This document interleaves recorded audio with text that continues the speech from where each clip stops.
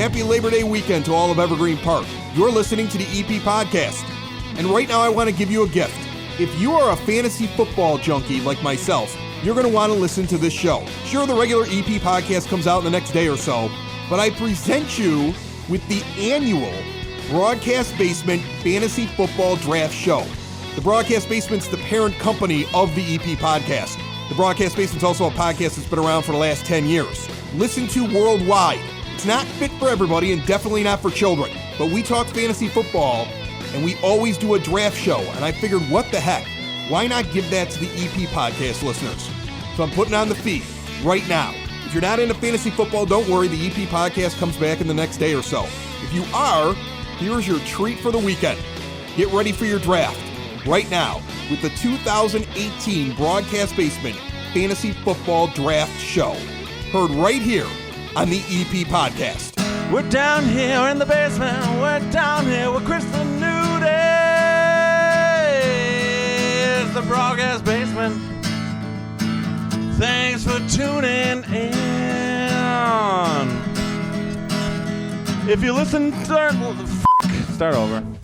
That was a great song, Bill. You'll listen to the Broadcast Basement. You'll listen to the Broadcast Basement. You'll listen to the Broadcast Basement. Why? A basement, a bar, many beers. The Broadcast Basement on broadcastbasement.com. Okay, so one of the things I'm going to do while we're talking fantasy football for the next half hour is that I'm going to sit here and do a mock draft with my personal rankings. So not only am I going to talk about the different positions, but I'm going to run a mock draft. I'm using fantasypros.com to run the mock draft because they'll take all the different experts, all the different average draft positions, the ADPs, all of that stuff into account, and they'll let me run a draft basically against their computer with all of that knowledge, the most up-to-date stuff. So it's kind of fun to do, you know. I mean, I they're not paying me for this, but this is what I like to, when I'm messing around and doing, like, you know, prep, and I want to try out whether or not my rankings make sense, I do myself a mock draft on Fantasy Pros, because that way I'm getting all this information from all these other people and I can pick a scoring system. So we're going to actually run one while I'm talking about each and every position so you can hear how I'm doing in the draft. So at the end, hopefully you'll hear what my team is and you'll be like, yeah, maybe everything that Chris just said over the last 30 minutes was worth something. All right, so I'm going to do 12 teams.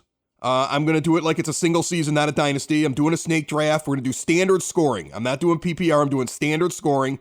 Okay, I'm using all the different, every option I can for average draft position and all the experts that put all their stuff into Fantasy Pros. I'm doing 1 quarterback, 2 running backs, 2 wide receivers, a tight end, a flex, a defensive special teams unit, and a kicker as the starters, and 5 on the bench. So that's pretty standard. We're going straight up the middle. You might have all these other little intricacies, but I think in the end, players are players. Good football players are good football players. Bad football players are bad football players. So let's see what we got. I have to randomize my draft position. So let's see here. And I ended up with the 9th overall pick in a 12-team league, and I'm starting my mock draft right now. As it's loading up and getting ready to go, let's talk about a position we haven't talked about during the fantasy football 2-minute drill that I want to talk about badly, and that is the tight end position. Okay, we're going to start off with them. When I rank tight ends, I don't try to rank like a ton of them. I mean, let's be honest. Unless you're in a 2 tight end league, unless your scoring system is something crazy, first of all, you're not really going to use a tight end as a flex. Unless you get really lucky. You're not really going to find a tight end flex league. It's a real rare thing. You're basically using running back or wide receiver. The rules always allow normally for a tight end to be used in your flex position, but it's a rarity that you're going to end up doing it unless it's like a bye week. And unless you have really deep benches, you're not going to carry more than 1 tight end. Okay? Unless you're reaching. And then you're like, well, I'm going to reach for 2 right at the end of the draft, and maybe one of them will work out, and then I'm just going to stream, depending on the matchup, who I'm going to play week to week. And if that's your way of doing it, that's great. But I still don't think you need a lot of them. I rank 16 tight ends every year. Now, sometimes it's 14, sometimes it's 17, but somewhere around there. This year I have 16 tight ends that I ranked. Everybody below that, I decided they were too iffy. If I can't find a consensus on a guy, if I can't be sure of him, I'm not interested in him. And in a 12-team league, 16's perfect. It's just in case something weird happens, so I have somebody at the bottom. But I'm expecting to get somebody in like my top 8. That's kind of like what my goal is. So So here they are. Right now, this is how I'm ranking them. I got Gronk number 1. Gronk has weird years. He's had injuries. But whenever that guy plays, he makes such a difference. He could take over for your fantasy team and win you a championship if he's healthy. He's the one guy in New England that you haven't heard any problems about in the offseason since they got into camp in the preseason. Earlier on, yeah, sure. Now he's there. And they're dropping wide receivers like flies around there. You know who's going to be a big target again this year? Gronk. Travis Kelce's going to be really good. He's going to be close to Gronk. They're 1 and 1A and 1B, but he's still number 2. Then I got Ertz, Jimmy Graham. Oh, man, Aaron Rodgers is going to love Jimmy Graham. It's the rebirth of Jimmy Graham this year. Trey Burton of the Bears. I've got him sitting 5th. And number 6, I got Greg Olsen. Those are your top 6. Those are your high end of a 12-person draft, a 12-player draft. If you can get one of them, walk out with your head held high. Walk out with your head held high if you got Gronk, Kelce, Ertz, Graham, Burton, or Olsen. After that, it gets muddled. There's names like Delaney Walker, Evan Ingram, Kyle Rudolph, Jordan Reed. That guy from Cleveland, I can't pronounce his last name, David Njoku. I don't know. I've never met him, and I don't watch Browns games, so I don't know how you pronounce his name. George Kittle out in San Francisco. And at the very low end, you got Jack Doyle in Indianapolis. He might do well. Luck starting to pass. Luck loves him again. He could end up in the top 10. Tyler Eifert. Andy Dalton's throwing the ball all over the place in the preseason. Eifert could be a steal in the back end of tight ends getting picked. Cameron Brate, Eric Ebron. That's it. That's my list. If you didn't hear a name that you were thinking of, and take him off your list. Because everybody else after that has too many questions and aren't part of the offense enough that they're going to make any kind of a difference. Sure, there might be some surprising guy that ends up in the top 12 or top 15 that I didn't mention, but the chances of it are extremely low. So we started with tight ends, so we don't have to discuss them anymore for the rest of the show. Because it's a simple position and it's easy to rank. Let's start my draft here. What do I have here? Okay, so I'm picking 9th. My first overall pick. Who went already? The experts took David Johnson, Todd Gurley, Antonio Brown, Lev Bell, Alvin Kamara, Ezekiel Elliott. Saquon Barkley went 7 in the simulation. DeAndre Hopkins goes 8th. So now I've got to make a choice. I've got to decide what I want to do. And look who's sitting out there. Odell Beckham Jr. is sitting there. And right away you're like, well, Chris, grab him. He's a superstar. But let me tell you something right now. Old school fantasy football is back. A number 1 running back is where it's at. I honest to goodness believe that this year. The whole idea of like, oh yeah, just grab a bunch of wide receivers, running backs are a dime a dozen. No, if you can get a dominant guy that's going to get nothing but carries and run like crazy, get him. And if you can get 2 guys like that, definitely get them. So just analyzing the draft at this point, because this is so important at the beginning of a draft. Okay, my 1, 2, 3, 4, 5, and 7th guy on my list for running backs are gone. My wide receivers, my 1 and my 2 are gone. The number 1 and the number 2 wide receiver on my list are gone, and Brown and Hopkins. So now I can take the number 3 guy, who's an elite, or I can sit there and say to myself, if I really want a wide receiver, I guarantee you that there's somebody who's going to come back who I'm going to be just as happy with. Because I got 5 guys that are 6 guys in my top tier. So I could go with a guy in that tier, but I guarantee I can get somebody else in that tier. But I know I'm not getting somebody in the ultimate top tier of running backs the second time around. So I'm going to go with the guy I have highest on the list. Okay? It's not Fournette, but he's close. It's not Dalvin Cook, but he's close. It's Kareem Hunt. So I'm taking Kareem Hunt in this one. So my first round pick from the 9 position, which is amazing, I'm getting Kareem Hunt. And I'm happy to take him. I'm drafting him right now. It's going to just fast forward right now. We'll get right away to step 2 here, and then we'll talk a little bit. So now Fournette goes, Beckham Jr. goes, Melvin Gordon goes to finish out the first round. Since we're snaking, now we start the second round. Christian McCaffrey goes, that's early. I like McCaffrey. That's a reach. There are guys ahead of him. There are names ahead of Christian McCaffrey that I like better. Okay, Devonta Freeman, Jordan Howard. How are people forgetting Jordan Howard in Chicago? You want to sit around and tell me that Mitch Trubisky is young, inexperienced, and didn't play enough in the preseason, But you're also going to tell me that Nagy is bringing the same system that basically made Kareem Hunt a star. And Jordan Howard was already good with an antiquated offense that John Fox was running. How is Howard going worse? He's going to go better. He's at least what he was last year. He's a top running back. He's better than McCaffrey. I don't get it at all. Anyway, let's see what I've got here. What's available to me looking at this draft. All right. I got Freeman, I got Howard. They're both sitting there. Were any of those big wide receivers I was telling you that were still going to be around in my top 6 there? They're there. And now I have a choice to make. Because I'm sitting here and I'm looking at this and I'm saying to myself, okay, Beckham went, but I still got Keenan Allen available. I still got Michael Thomas, who's going to have a huge year. And those two guys are clear-cut number 1 superstar. Put them in the bank, stick them in the lineup. Every single week they're going to score you points, wide receivers. So now it comes down to whether or not I want to have just a running back tandem that I know I love and trust and I'm going to just kill people with, or if I want to get that top guy. These are the things that drive you nuts in the first round, and the first couple rounds move so fast. You have to kind of know what you're going to do before you do it. It's tough. But because I want to talk about running backs that are further on down the line that I really love, and I'm going to get a chance to take one of them in the 3rd round, I'm going with the wide receiver. It's a toss-up for me right now between Keenan Allen and Michael Thomas. Both of them highly consistent players. If you look at stats last year, these guys had double-digit games more often and not a lot of stinkers. They are highly consistent players. Thomas is the guy that Breeze looked for in the postseason. He's the guy. I know he spreads it around, but he's the guy. Keenan Allen, a beast. A beast out in San Diego. And nobody's taking that title from him anytime soon. And now he's even healthier this year. I'm going with the guy that's higher on the list. I love Michael Thomas. I'm going to regret this. I'm taking Keenan Allen. So those are my first 2 picks. My first 2 picks, I've got Kareem Hunt and Keenan Allen. That's what I've started off with.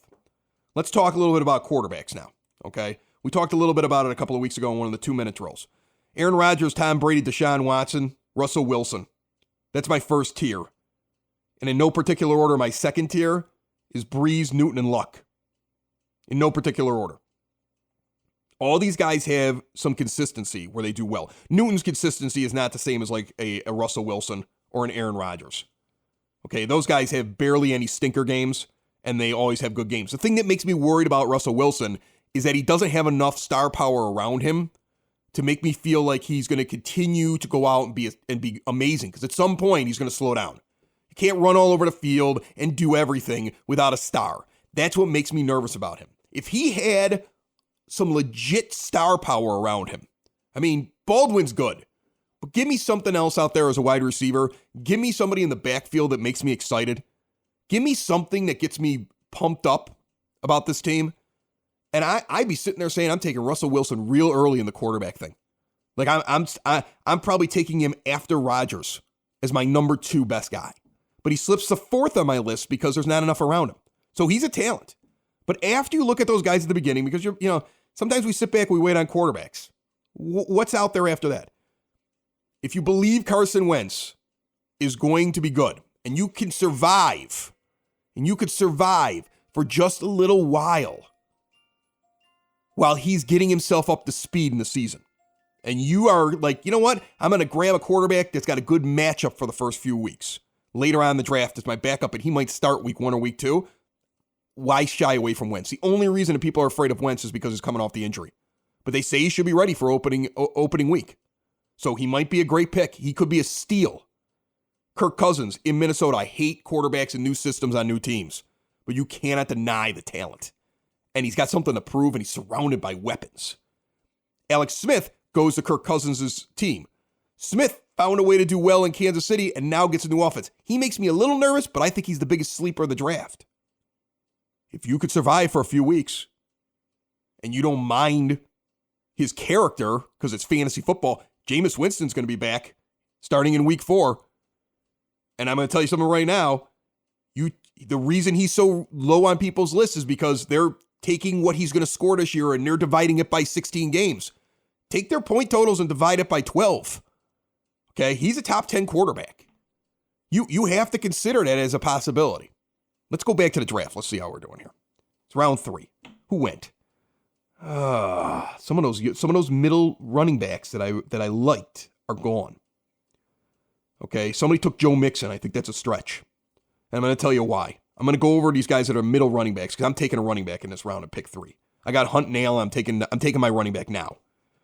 I think there's a group of running backs that are all pretty much in the same boat, that are just outside of the high-end number 1 running back group.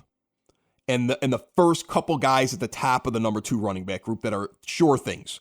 Like Devonta Freeman's probably a number 2 when you actually rank him. Or Christian McCaffrey's probably a number 2 after you rank him. They're like right on the border, low-end 1, high-end 2. But after that, you've got these guys, it's a big jumbled mess.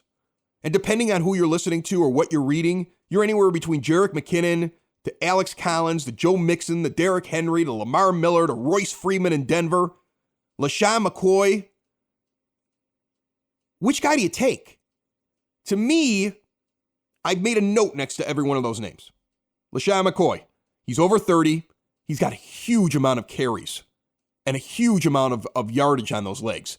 This is when guys fall off. I'm not falling for that. That's been an old adage in fantasy football forever. You hit 30, you start to fall off. LaShawn McCoy's falling off. I don't want to be there when he hits rock bottom. I already had to experience that with Adrian Peterson when I had him on a dynasty team. I'm not going near that. I'm not touching it. Joe Mixon is like the guy that everybody's like really high on. Oh, he's going to be a 3-down back. Have you seen him in the preseason? And have you seen that as the preseason has progressed, he's gone from being the 3-down back to now Giovanni Bernard's in there a lot? I think he's going to disappoint. He stutter steps getting to the line. He gets up there and he kind of like, I'm not sure where I want to go. It'll kill you. Do you want that with this high of a pick? Not a chance. Somebody already took him. In this simulation, he's gone. I hope that happens in my draft too. Pushes somebody else's better back to me. Derrick Henry, I love him. He's going to be great. He's going to be a number 1 in Tennessee.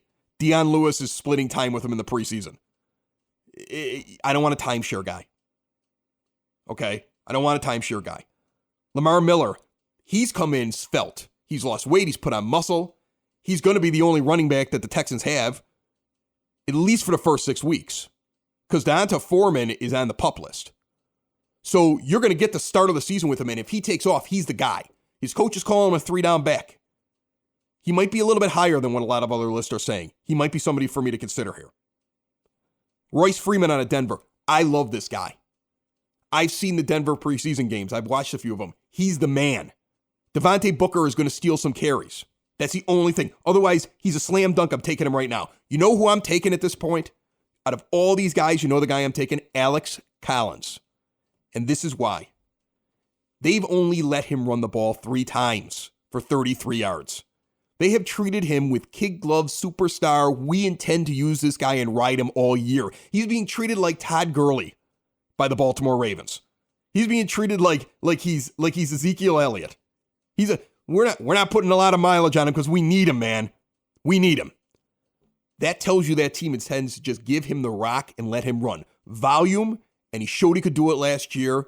He's that guy that I'm in love with. Breakout guy this year. Absolute breakout. He's just a bargain. He's a steal for me at this point in the draft. I'm looking at my team in this thing. I'm super pumped. Kareem Hunt, Alex Collins, my 2 backfield guys, Keenan Allen. I mean, that's got to make you excited. Now I've got 2 running backs. Remember, it's a flex. It's a flex. I mean, I'm tempted to take a tight end, but I'm just not there yet. I could be tempted right now to go after a big-time quarterback. I'm not there yet. I can go back and I can see what we have here at wide receiver. This is as good a time as any to talk wide receiver then. Okay? Let's talk wide receiver real quick. Let's talk about the guys that are in the middle. The middling wide receivers, the wide receiver 2s. Who do you really love? Who do I love? First of all, I think Tyreek Hill's more of a 2 than a 1. He's highly consistent. He's going to be drafted way too early. He's a 2. He's going to be drafted like a 1, but he's a 2. So I'm never going to get him because I have him rated too low. Father Time refuses to kill off Larry Fitzgerald. He is a consistent player. He is going to get targets. He is going to get catches. He is going to be part of the offense. He is going to get you points. He's a solid number 2. He will finish in the top 24 wide receivers. Allen Robinson with the Bears. Have we forgotten who Allen Robinson is? Here's a guy who goes out and just gets touchdowns and gets yards. And he's the focal point of the offense. You watch. Mitch Trubisky is going to be throwing this boy balls all day long. Amari Cooper is a guy in the middle, and he killed me last year in fantasy, but I'm thinking about him as being a breakout candidate and getting back to a number 1 status. Why do I think that? Because everything you hear out of Raiders camp is, this is the guy they're going to focus on. But I've heard that before from coaches. I'm not falling for coach speak anymore. This guy's awesome. That same coach is telling me that Jordy Nelson's going to be great too. John Gruden loves everybody. We all know this. So I'm staying away from him.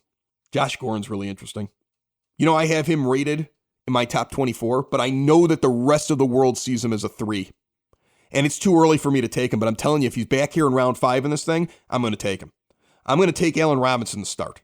Okay? I'm going to add him to Keenan Allen and those 2 big running backs. I'm having a hell of a draft, in my opinion.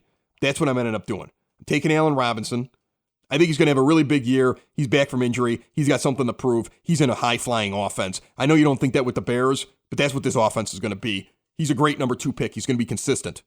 Worst case, he's still a top 24 guy. He might be bland, but I guarantee he's going to get consistent catches. I'm never going to have him give me a 3. You know, I'm not going to have a 3-4 point week out of him. I just don't see that happening. So now we whip back around, and here's the big moment of truth. This is the fork in the road. What do you do with the 5th overall pick? You can go quarterback, you can go tight end, or you can grab that flex. And it all depends on what's on the board. So I'm sure you're sitting there saying, oh, I don't know what's on your board, Chris. I don't know what you would take. Okay, I'll tell you the best guy, at least by the overall consensus rankings that's on the board at every position. At wide receiver, the best guy, according to consensus rankings that's still available, is Demaryius Thomas in Denver. The best guy at running back, according to consensus rankings, is Dion Lewis.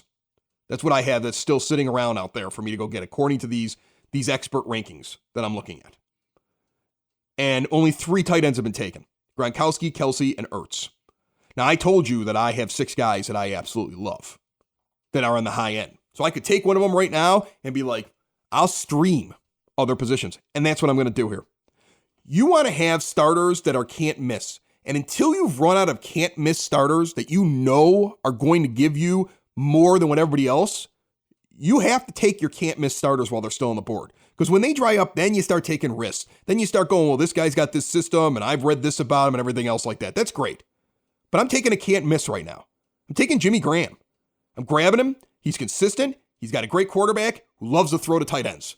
He's going to be amazing this year. Jimmy Graham is the no doubt easiest pick that I'm going to make here.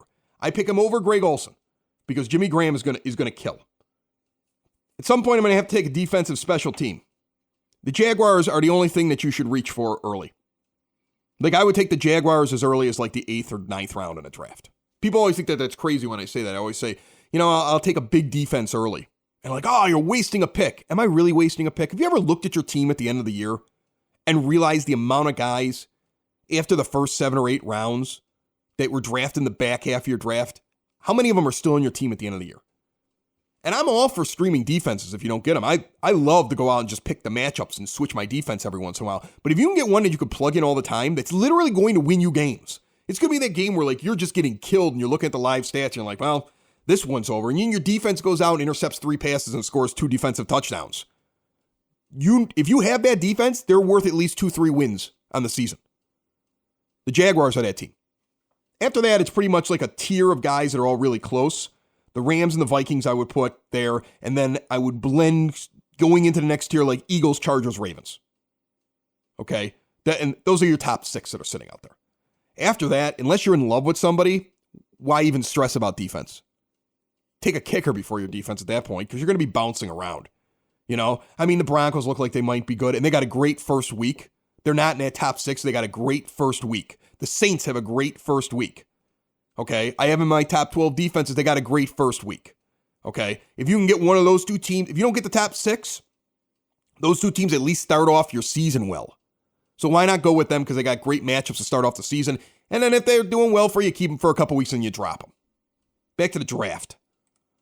And we're running out of time, so we're going to hurry up and try to get this draft done as quickly as possible. I'm picking a quarterback here because I told you that there were 6 quarterbacks that were on my list that were absolutely insanely good. Actually, 7 of them. 7 guys that I had that were in my top 2 tiers. 4 in the top tier, 3 in the bottom tier. And in this draft, the experts have let Cam Newton drop all the way to the 6th round. Well, I'm taking him. Okay? Taking Cam. This is a great lineup so far. Cam Newton's my quarterback. Kareem Hunt and Alex Collins are in my backfield. Keenan Allen and Allen Robinson are my wide receivers. Jimmy Graham's my tight end. Okay? I'll take that. I'll take that all day long. I'm happy with that. Now I can sit back and I can play and have fun. I could just kind of like, I just mess around now and be like, okay, who's a guy that I really like that I think could come out of nowhere? And now I can just start picking those guys. Like, who do I think is going to come out of nowhere? Who I think that is undervalued, that is sitting out there that I can go pick up, and I'm going to stream wide receivers the rest of the way. I just want to find a good running back at this point, okay? Because somebody's going to get injured, and I'm going to want a good running back. So I got to go, okay, well, who's a running back that I think could just come out of nowhere that's sitting towards the bottom? The experts have Peyton Barber, Chris Thompson, Marlon Mack, Duke Johnson. These are the guys that are up there. You know who I want is I want Marlon Mack, and I'm going to tell you why. Marlon Mack at this point is a great pick, and he's a great pick because once he's healthy and he's going to be a focal point in that offense in Indianapolis, I think. Peyton Barber is a great sleeper because the coach in Tampa Bay hates the guy that they drafted. He just despises him. Just like, if you read between the lines, you can be like, he just doesn't like him. Like, he's made comments about, like, he doesn't know how to catch and, I don't know what I'm supposed to do with him. Like, he's just not a fan. So Peyton Barber is going to be good by default for fantasy points. But I want to find that guy that could break out, that could force his way into my starting lineup. And when you're at this point in the draft, that guy's Marlon Mack. Marlon Mack's the guy that I'm taking. He's going to go. In the next round, the best available positions that are out there at quarterback in the 8th round of this draft is Phillip Rivers. You got Peyton Barber still hung out. I could still go grab him. Emmanuel Sanders is still hanging around at wide receiver, which is, I think he's going to have a good year. I think that's kind of crazy. I might grab him here. Okay. The experts have started to go through the tight ends now. The kickers and the defenses are still there. You know what I'm going to do? I'm going to do what I said I would do in the 8th round. Oh, God, do I really want to do it this early? No, I don't. I'm going to regret it. I'm going to regret it if I don't do it. Oh, you know who I want? I'm going to grab me Robbie Anderson at wide receiver. I'm flipping through the list here. Here's a guy. Let's talk Robbie Anderson of the New York Jets. Here's a guy that he's got a chance to be really good. He really does have a chance to break out this year. He had some really good consistency in terms of how he scored points. Like, I rated guys based upon how many great games they had and how few stinkers they had. And I only had, 6, 7, 8, 9, 10, 11, 12, 13, 14 guys in all of wide receiverdom that I felt showed something where they had more good games than bads and didn't have a ton of stinkers. And Robbie Anderson made that list. Here's a guy that's perfect.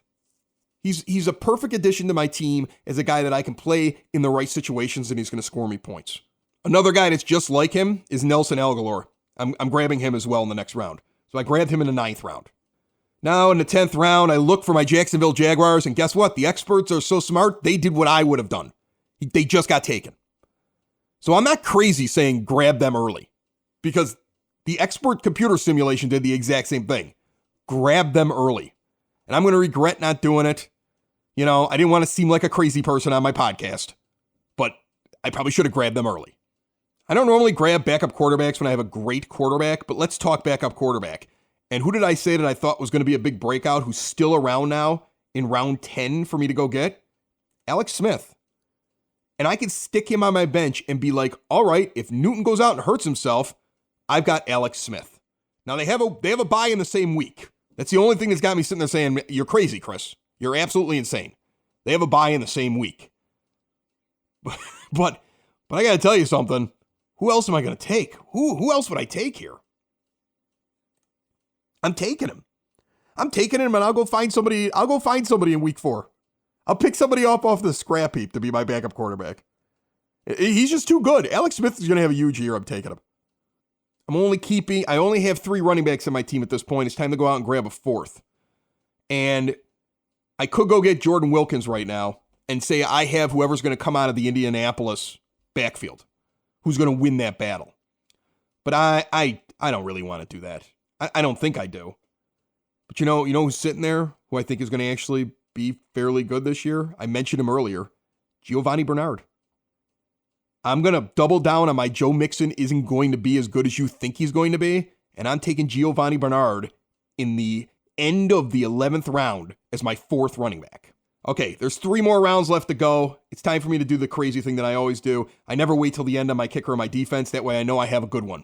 Okay, because you know you're going to drop somebody when a bye week comes. So at this point, your draft's over. Whenever you are 3 picks from the end and you haven't taken a kicker and a defense, don't do that at the end. Take them now before everybody else that's doing that does it. The Minnesota Vikings are still on the board. They're one of my top 3 defenses. I'm taking them. I can't wait till you hear this team that I have because you're going to be like, how the heck did he draft this amazing team? Just using my list. Just using the advice that I've given you in between these picks. So I take Stephen Gostkowski and I go into the final round of the draft. Here are some names that are still around that I love at the end. Chris Godwin in Tampa Bay, he's available. Michael Gallup in Dallas, he's available in this draft. Anthony Miller out of Chicago, future star wide receiver. He's going to be amazing. He's available in this draft. I'm taking this Gallup guy. I think Dallas loves him. I think he's going to be just a stud. I think to get him in the last pick of my draft, okay, in the last round is amazing. Here's what my team is. Cam Newton at quarterback, backed up by Alex Smith. Kareem Hunt and Alex Collins starting at running back. I got Marlon Mack, who's probably going to slot into my flex along with Robbie Anderson and Nelson Aguilar and Giovanni Bernard and Michael Gallup. Those are all my flex guys that'll sit in there. My other 2 wide receivers, Keenan Allen and Allen Robinson. I got Jimmy Graham at tight end. I got the Vikings defense and Stephen Gostkowski at kicker. I'm going to make noise in my fantasy football league with that draft. Hopefully, you glean something off of what I was talking about with different tiers and guys that I liked at certain positions in the draft that will help you this weekend. Good luck to you. I hope you kick ass. I hope you kick ass and you tell people, you know what? I was between this guy and another guy, and I remembered something on the Broadcast Basement podcast, and it helped me win this year. That's what I want. If that happens, hit me up at Broadcast Basement or at Chris Lanuti. Either one of them is fine with me. I'll give you some advice. If you're stuck between a player or another one, I'll give you my best effort to help you out. Okay, results aren't guaranteed, but I sit around and just pore over these stats constantly. This is my hobby. So I absolutely love doing it. So if you have any questions, hit me up. And if something I told you works for you, I'd love to hear about it. Hit us on Twitter or on Facebook as well at the homepage for the Broadcast Basement. The regular Broadcast Basement show comes out after Labor Day weekend. Enjoy it.